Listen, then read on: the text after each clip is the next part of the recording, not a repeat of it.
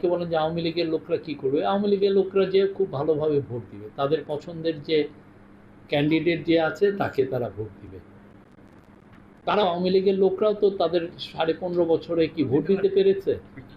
তাদের হয়ে police vote দিয়ে দিয়েছে, ঠিক না? তারা তো ভোটও দিতে পারে নাই। কোনো চাপ নাই, কোনো চাপ নাই। কেউ এসে আমাদেরকে বলছে না যে আওয়ামী লীগকে ইলেকশনে নিয়ে আসো, কেউ বলছে না। হ্যাঁ, আওয়ামী লীগ যেই ধরনের খুন, গুম, খুন এবং ভয়ানক ডাকাতির রাজ্য কায়েম করেছিল, এটা তো পুরো পৃথিবীবাসী জানে।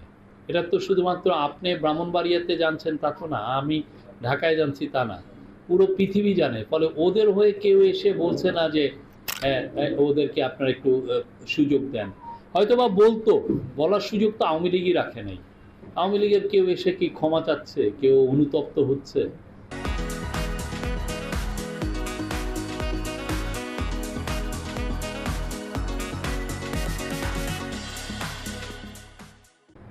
আর ওরা বলছে যে কি পুলিশকে কারা মারছে, 3000 পুলিশকে মারছে, আর যারা আন্দোলন করলো তাদের আন্দোলন তো একটা দুইটা ছেলে মেয়ে করে নাই।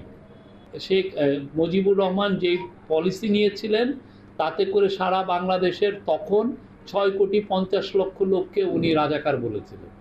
হ্যাঁ, তো আওয়ামী লীগের এখন শেখ হাসিনা এবং তার সাঙ্গপাঙ্গরা পুরো বাংলাদেশের সবাইকে জঙ্গি বলছেন। আপনি এগুলো বললে কি পৃথিবী কি কে আছে যে তার প্রতি মিনিমামও মানে সিম্প্যাথি দেখাবে?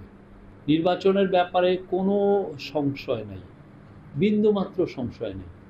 নির্বাচন খুব ভালোভাবে, আমি আবারও বলি, খুব ভালোভাবে সুন্দরভাবে নির্বাচন হবে, সুষ্ঠুভাবে হবে। কোনো ধরনের কোনো সমস্যা তৈরি হবে না।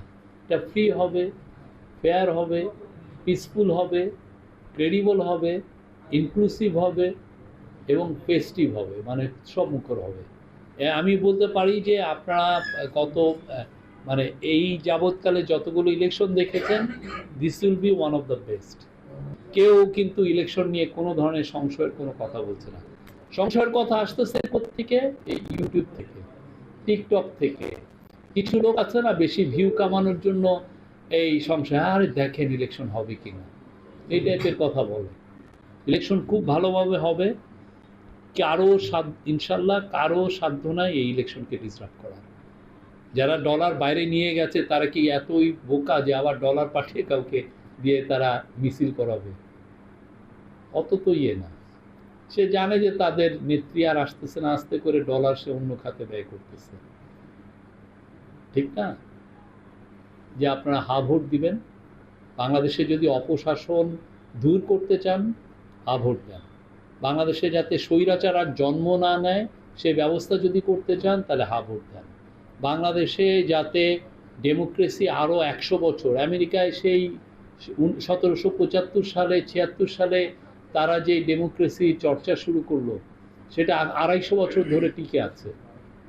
আমাদেরও যাতে এইবারের যে রিফর্মগুলো নেওয়া হচ্ছে, সেই রিফর্মের যেটা হা ভোটে আসছে, সেটা যদি আমরা সবাই হা ভোট দেই, আমরাও আশা করি এই আমাদের ডেমোক্রেসি, আমাদের এই ডেমোক্রেটিক সিস্টেম ঠিক আমেরিকার মতো 200-300 বছর টিকে থাকবে।